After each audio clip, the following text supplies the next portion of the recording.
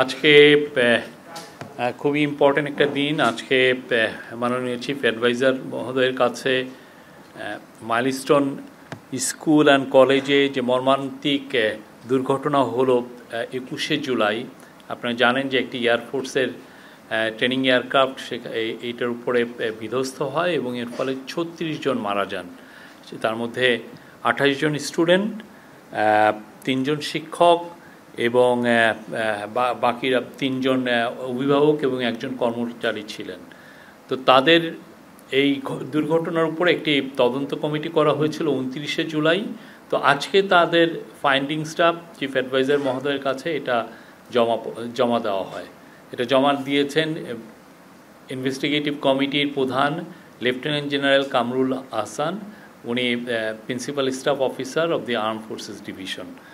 তো মূল যেটা ফাইন্ডিংস ছিল সেটা প্রতিবেদনের বলা হয়েছে যে পাইলটের উড্ডয়নের ত্রুটির জন্য এই দুর্ঘটনা ঘটেছে। ট্রেনিংয়ের সময় উনি যখন ফ্লাই করছিলেন পরিস্থিতি তার আয়ত্তের বাইরে চলে যায়, এটা হচ্ছে কনক্লুশন।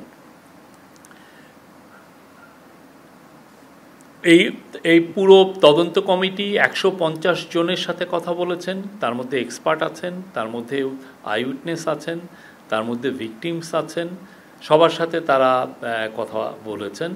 বলে ওনারা 168টা তথ্য উদ্ঘাটন করেছেন এবং তার মধ্যে তারা 33টা রিকমেন্ডেশন করেছেন।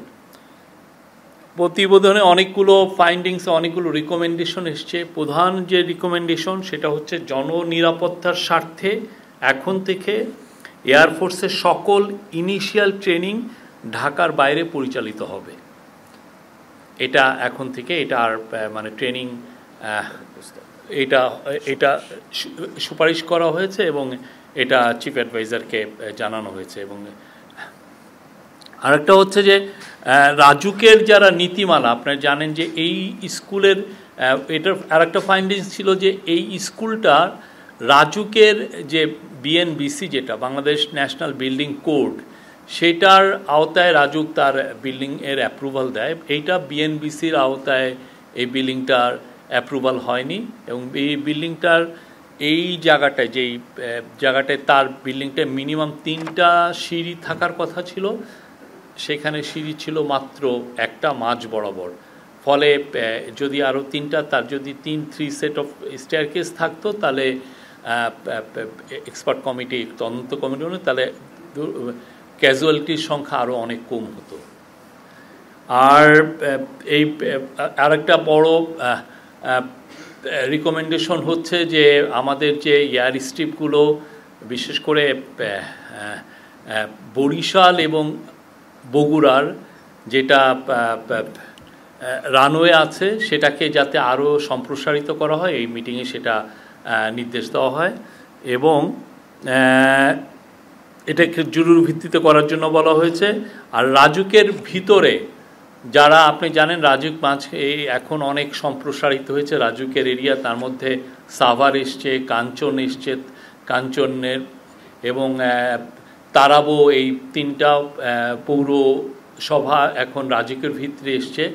এখন মিটিংয়ের মধ্যে অবজারভেশন করা হয় যে দেখা যাচ্ছে যে এদের কর্তৃপক্ষ অনেক ক্ষেত্রে বিল্ডিংয়ের অনুমতি দিচ্ছে এবং অনুমতি দিলে যেটা হচ্ছে যে রাজুকের অনুমতি, কেন রাজুক তো একটা নির্দিষ্ট নিয়ম মেনে চলে, কিন্তু এদের নিয়ম কতটুকু মেনে চলে সে বিষয়ে তো আমরা অতটা মানে এই রাজুক কর্তৃপক্ষর সাথে তার একটা ডিফারেন্স আছে।